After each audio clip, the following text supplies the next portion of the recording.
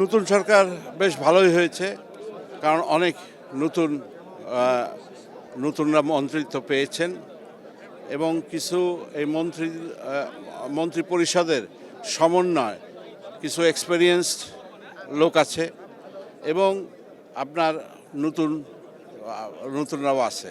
তো overall I think যে ক্যাবিনেটটা ভালো কাজ করবে।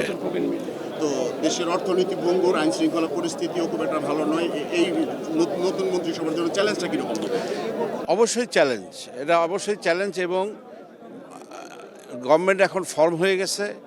ন্যাচারালি যারা উদ্যোক্তা, যারা বিজনেসম্যান, তারা আমি মনে করি এখন একটা ইলেকটেড গভর্নমেন্ট পাওয়ারে, সো অর্থনীতির